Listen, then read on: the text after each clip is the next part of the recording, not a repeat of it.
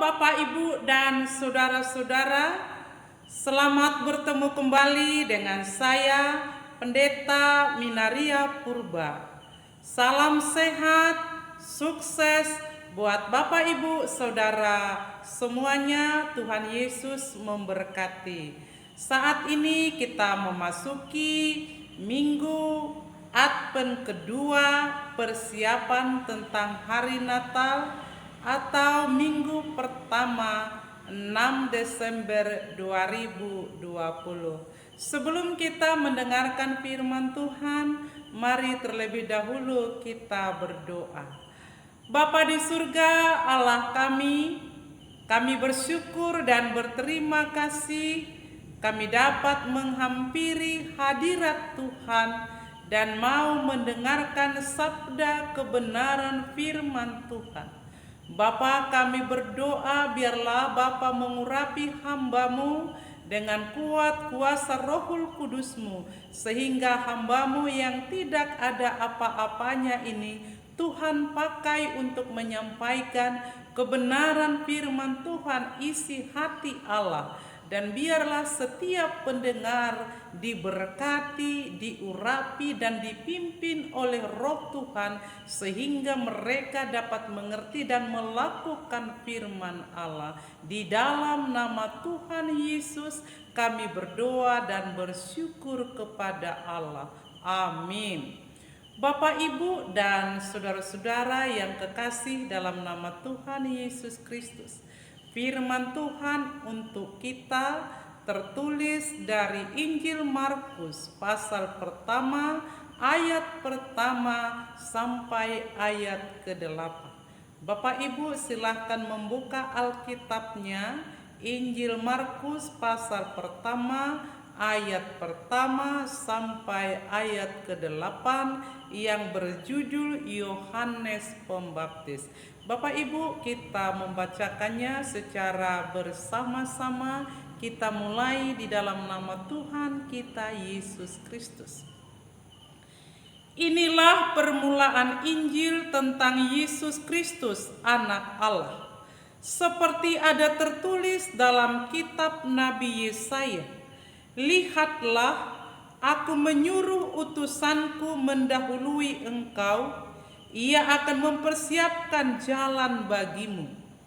Ada suara orang yang berseru-seru di padang gurun, "Persiapkanlah jalan untuk Tuhan, luruskanlah jalan baginya."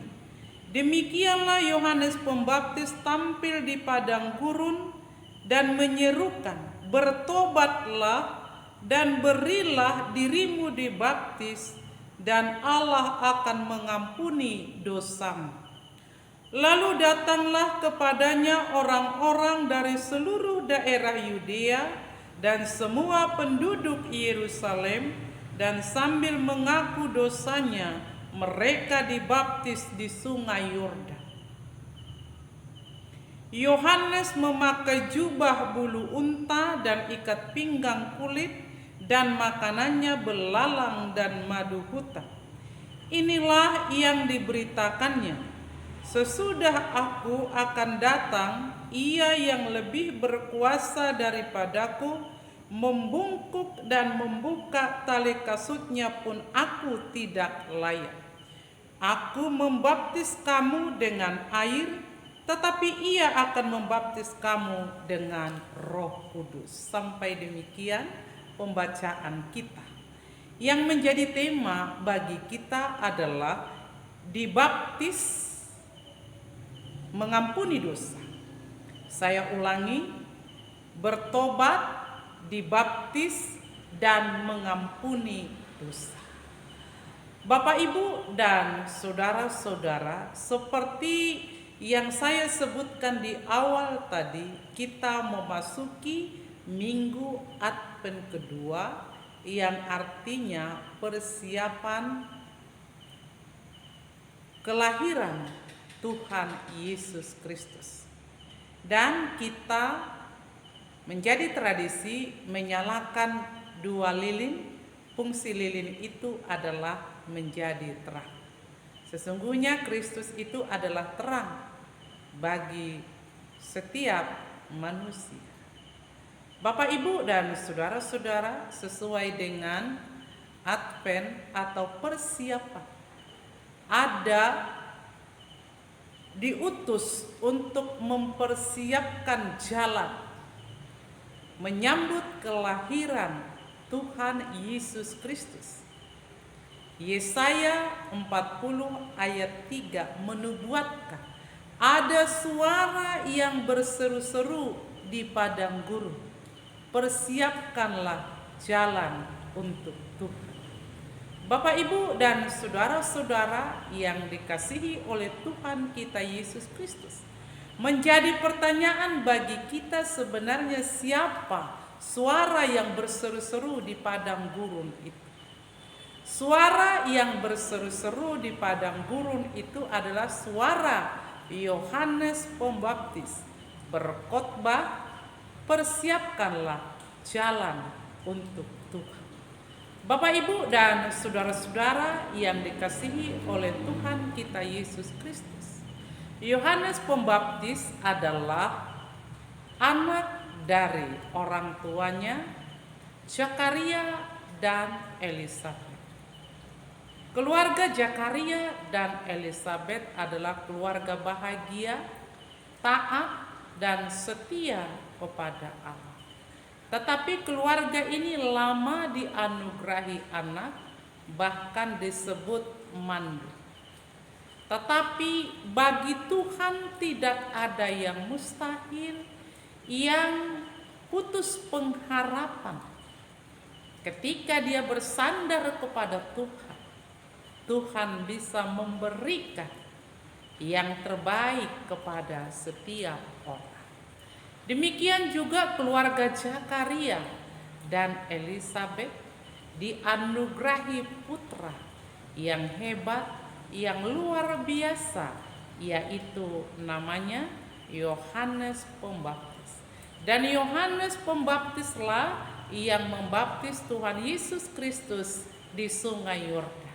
Dan ketika Yohanes Pembaptis membaptis Yesus di Sungai Yordan, terbukalah langit dan keluarlah merpati, dan ada suara yang berkata, inilah anak yang kukasihi, kepadanya lah aku berkenan. Bapak, Ibu, dan saudara-saudara, dalam perjalanan kehidupan ini, sesungguhnya yang kita harapkan adalah perkenan dari Allah. Ketika Allah berkenan dengan hidup kita, dengan perkataan kita, dengan pikiran kita, dengan perbuatan kita, maka kita disebut menjadi anak-anak Allah, menjadi penurut firman Allah, dan kita adalah ahli waris daripada Allah. Ketika kita disebut menjadi ahli waris Allah, maka apa saja yang menjadi milik Allah, kekayaan di dalam dunia dan di sorga adalah milik kita sendiri. Karena Allah pemilik segala sesuatunya, kita sebagai anak layaklah memiliki apa yang dimiliki Allah, menjadi regenerasi Allah. Untuk itu saya katakan Matius 6 ayat 33 berkata, tetapi carilah dahulu kerajaan Allah dan kebenarannya, maka semuanya itu akan ditambahkan kepadamu. Jadi tidak sedikit, tidak sebagian, tetapi yang sudah ada itu ditambah-tambahkan oleh Allah.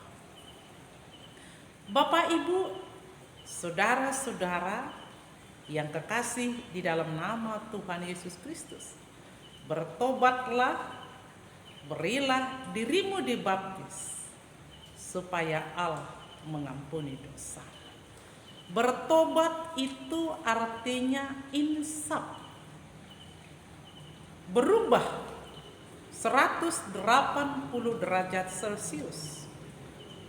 Hidup di dalam kegelapan, masuk kepada hidup di dalam terang yang diterangi oleh Kristus.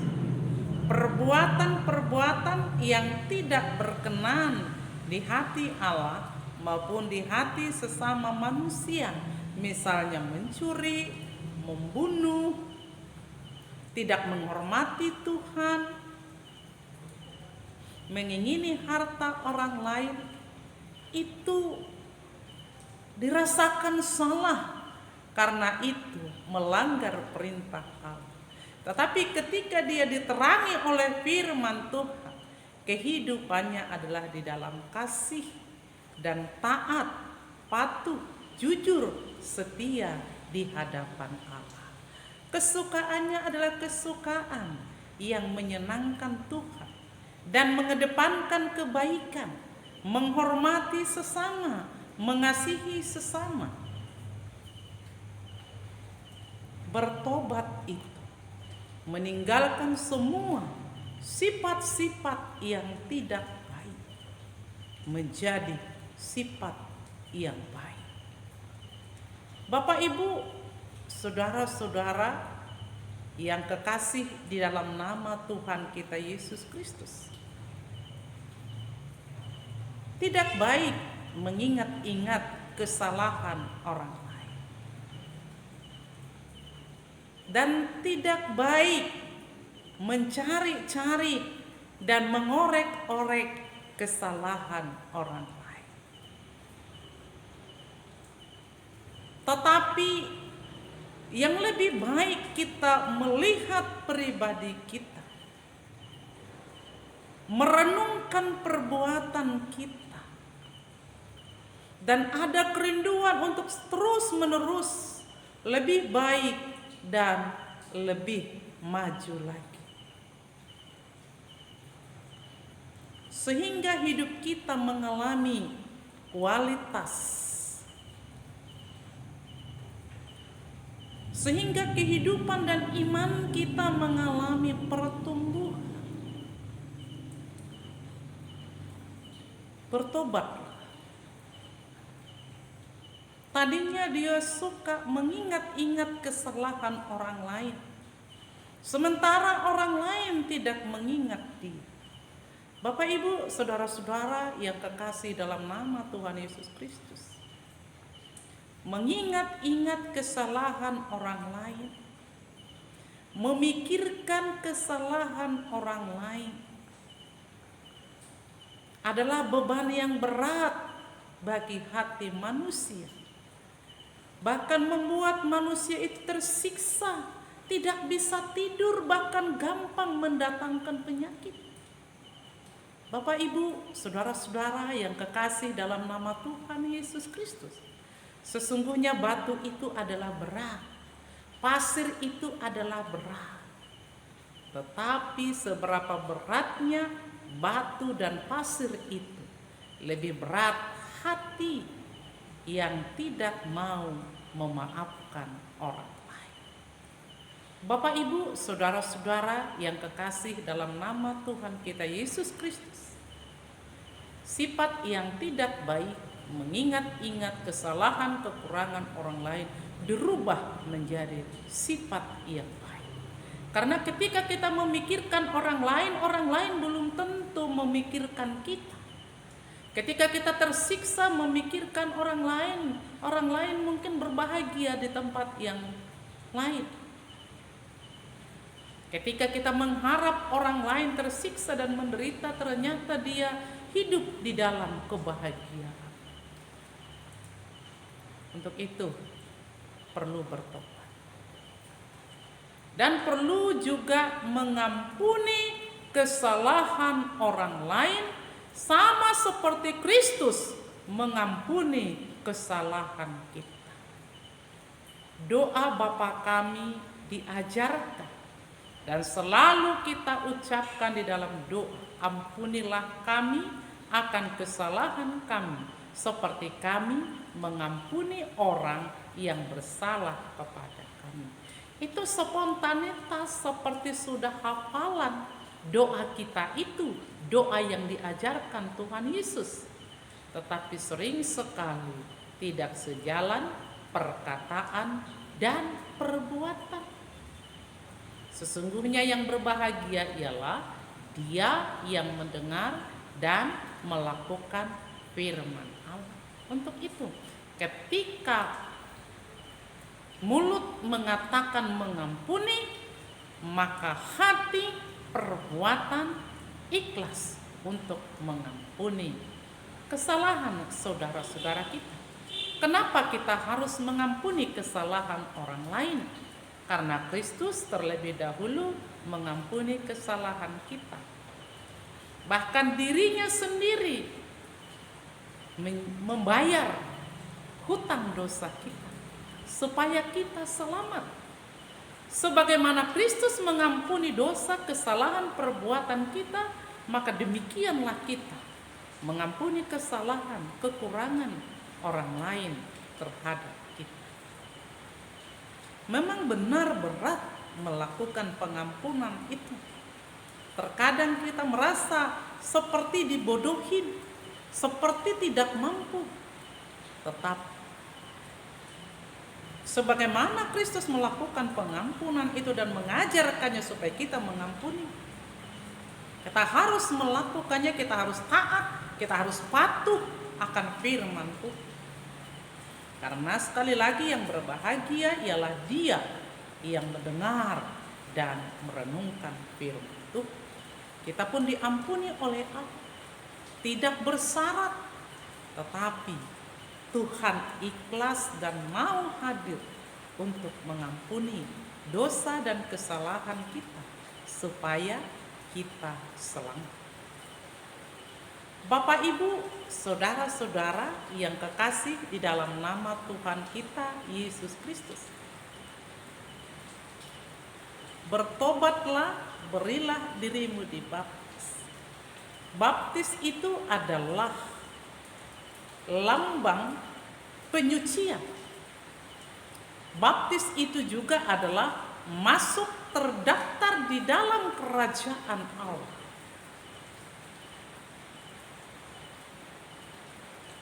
Dan saya yakin dan percaya Bapak Ibu yang sudah dibaptis di dalam nama Allah Bapa, Yesus dan Roh Kudus sudah masuk terdaftar di dalam kerajaan Allah dan mempunyai kebiasaan taat patuh akan firman Allah dan menjadi pelaku firman Allah, tercermin dari kebahagiaan kehidupan kita karena kita mendengar dan melakukan firman.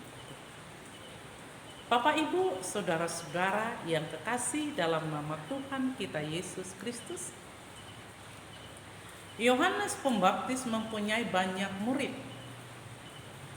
banyak pengikut, banyak pengagum. Tetapi Yohanes Pembaptis orang yang tidak sombong dan rendah hati. Yohanes Pembaptis rendah hati, tidak sombong. Ketika di hadapan banyak muridnya, ketika di hadapan banyak pengikutnya, di hadapan orang banyak, Yohanes Pembaptis berkata, "Sesudah aku akan datang dia, dan membuka tali kasutnya pun aku tidak layak." Artinya membuka tali sepatunya pun aku tidak layak. Bapak, Ibu, dan saudara-saudara, sesungguhnya hamba itu pekerjaannya membuka sepatu tuannya. Tetapi dalam nats ini Yohanes Pembaptis berkata, membuka tali kasutnya pun aku tidak layak, dalam arti dia lebih rendah lagi statusnya dari hamba. Itulah bentuk kerendahan hatinya di hadapan Allah. Bapak, Ibu, dan saudara-saudara yang kekasih dalam nama Tuhan Yesus Kristus, menjadi perenungan introspeksi bagi kita bersama di Advent kedua ini. Apakah ada kerendahan hati bagi kita? Apakah ada niat kita untuk membuang segala bentuk kesombongan itu? Apakah karena kesuksesan, apakah karena harta, kepintaran, kecongkakan, dan lain sebagainya? Sesungguhnya kesombongan itu adalah salah satu penghambat bagi kita untuk bertumbuh di dalam Tuhan. Tetapi yang membuat kita bisa bertumbuh di dalam Tuhan ialah ketika kita merendahkan hati kita dan meninggikan Tuhan. Dan kerendahan hati kita tercermin dari pelaksanaan kehidupan kita. Iman percaya kita yang senantiasa haus, lapar akan kebenaran firman Tuhan. Yang senantiasa mencari Tuhan lewat firman-Nya, lewat ibadah, berdoa, bernyanyi, suka berbagi, dan yang selalu menawarkan pengampunan. Bapak Ibu, berapa kali sebenarnya kita mengampuni? Ada orang berkata mengampuni 1 kali, 2 kali, 3 kali. Tetapi sesungguhnya Yesus berkata kepada Petrus 7 kali, 70 kali. Artinya tidak ada batasan pengampunan itu. Selama kita hidup, kita harus mengampuni. Karena selama kita hidup, kita rentan berbuat salah, dan terus-menerus Yesus Kristus mengampuni dosa dan kesalahan kita. Bapak Ibu serta saudara-saudara yang kekasih dalam nama Tuhan Yesus Kristus, Yohanes Pembaptis berkata, "Aku membaptis kamu dengan air." Air itu adalah menjadi sumber pokok dalam kehidupan manusia. Manusia tidak bisa hidup tanpa air. Maka Tuhan Yesus juga berkata, "Akulah air kehidupan. Barang siapa minum, ia tidak akan haus sampai selama-lamanya." Yohanes Pembaptis membaptis melalui air. Air itu adalah lambang penyucian, dan siapa yang sudah dibaptis hidupnya adalah suci bersih di hadapan Tuhan. Kesukaannya adalah kasih, damai, sejahtera, dan rentan ada penguasaan diri. Sementara Tuhan Yesus membaptis dengan Roh Kudus. Dan sering kita juga membaptis menjadi tradisi pakai air di kepala, dan dikatakan dibaptis di dalam nama Allah Bapa, Anak, dan Roh Kudus, masuk ke dalam kerajaan Allah dari sekarang sampai selama-lamanya. Dengan demikian betul baptisan itu adalah terdaftar masuk ke dalam kerajaan surga. Bapak Ibu serta saudara-saudara yang kekasih dalam nama Tuhan kita Yesus Kristus, di minggu Advent kedua ini, yang perlu perenungan bagi kita, persiapkanlah jalan bagi Tuhan. Jalan itu adalah hati kita. Hati kita ini perlu kita persiapkan untuk Tuhan. Karena hati kita ini adalah rumah Tuhan. Gereja itu adalah hati kita. Gereja itu adalah kita. Gereja bukanlah gedung, bukanlah bangunannya, tetapi orangnya. Gereja itu adalah kita, hati kita. Untuk itu kita persiapkan hati kita untuk Tuhan. Lalu hati yang bagaimana yang Tuhan kehendaki? Adalah hati yang bersih, hati yang damai, hati yang tenang. Kiranya hati kita menjadi hati yang damai, hati yang tenang, hati yang bahagia, hati yang berlimpah-limpah kasih karunia yang berasal dari Allah. Bapak, Ibu, dan saudara-saudara, di belakang saya sudah ada pohon terang, dan di sekeliling gereja ini sudah dihiasi dengan dekorasi. Advent Advent itu adalah persiapan Natal. Sudah ada dekorasinya, ada panitia Natal, ada persiapan dana juga di rumah kita, bahkan rentan dengan mendekor rumah kita juga. Bahkan tidak sedikit orang membeli sofa, baju baru, dan hiasan lainnya. Tapi bolehkah juga hati kita dekor? Kita hias, kita bahagiain. Yang bahagiain hati kita enggak orang lain. Yang bahagiain hati kita adalah kita sendiri dengan cara bersyukur kepada Tuhan. Kita bersyukur kepada Tuhan bukan berarti segala sesuatu yang kita inginkan sudah tercapai, sudah ada. Tetapi hati yang bersyukur itu adalah dengan mensyukuri apa yang sudah ada dan selalu optimis bahwa hari esok lebih baik dari hari ini, hidup di dalam pengharapan bersama dengan Tuhan Yesus Kristus.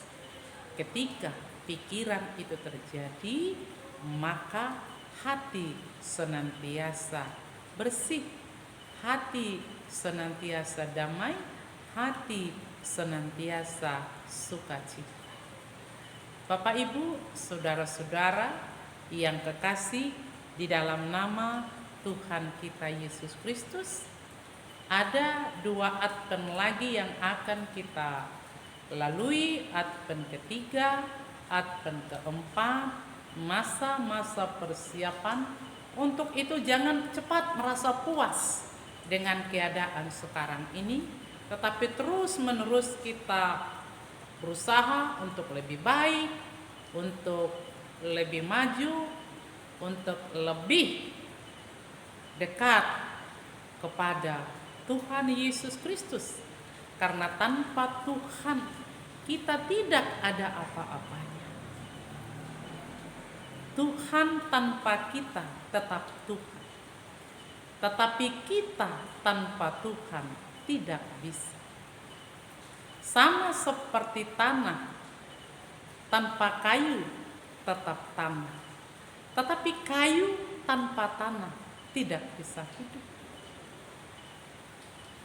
Air tanpa ikan tetap air. Tetapi ikan tanpa air tidak bisa hidup. Demikianlah kita manusia. Tuhan tetap Tuhan tanpa kita. Tetapi kita tidak bisa hidup tanpa Tuhan. Untuk itu selalulah bersandar kepada Tuhan. Bersandar kepada pimpinan Tuhan. Berbicara dengan Tuhan di dalam doa, apa yang harus kita lakukan, apa yang harus kita perbuat. Karena setiap orang yang bersandar kepada Tuhan, kehidupannya akan menjadi berkah. Kasihnya akan berbuah lebat dan dapat dinikmati oleh orang lain. Karena firman Tuhan Yohanes 15 berkata, di luar Tuhan kamu tidak dapat berbuat apa-apa, tetapi di dalam Tuhan kamu bertumbuh, kamu berbuah. Dan ketika hidupmu di dalam Tuhan, maka mintalah apa saja yang kamu inginkan, kamu akan menerima.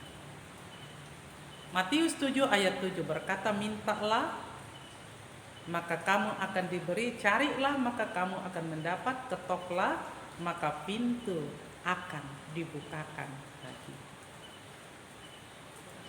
Biarlah firman Tuhan ini mengingatkan kita bersama saya dan saudara, supaya senantiasa mengingat Kristus itu adalah keselamatan bagi setiap orang percaya, keselamatan bagi saya dan saudara. Dan senantiasa kita hidup di dalam kerendahan hati, sama seperti Yohanes Pembaptis yang berkata, Sesungguhnya membuka tali kasutnya pun aku tidak boleh. Artinya dia menyadari tidak ada apa-apanya dibanding dengan Kristus. Tetapi kalau dia ada nilai plusnya, itu semua karena Kristus. Maka di dalam Kristus kita bisa hidup, kita bisa berbuah, dan kita bisa menjadi berkah. Biarlah kiranya saya dan saudara semua dipimpin dan diberkati oleh firman Tuhan, dan karena itu jalanilah hidupmu ke depan dengan pertolongan Tuhan dan selalulah bersandar kepada Tuhan. Amin. Kita berdoa. Bapa di surga, Allah kami yang hidup, terima kasih untuk firman Tuhan yang mengingatkan kami supaya kami senantiasa bertobat dan senantiasa memberikan pengampunan. Bapa, terima kasih untuk firman Tuhan, dan terima kasih juga karena Tuhan sudah mengampuni kami, bahkan Tuhan sudah memberikan keselamatan kepada kami. Kalau kami pun bisa seperti ini, semuanya itu karena Tuhan. Dan kami percaya firman-Mu Tuhan menjadi kehidupan dan berkat bagi setiap orang yang mendengar. Untuk itu berkati hamba-Mu dan berkati setiap pendengar, supaya hidup kami berbahagia. Bapa, dalam menjalani hidup ke depan, biarlah kiranya Tuhan mendahului perjalanan kehidupan kami, dan kami senantiasa diberkati oleh Tuhan, dan kami senantiasa hidup berkelimpahan dari anugerah, berkat, dan pertolongan Tuhan. Bapa, terima kasih untuk kasih setia, kehadiran, dan pertolongan-Mu selamanya di dalam kehidupan kami, dan yang senantiasa memberkati kami. Maka anugerah Tuhan kita Yesus Kristus, kasih sayang Allah Bapa, persekutuan Roh Kudus melindungi, menyertai, dan memberkati kamu saat ini sampai selama-lamanya. Amin.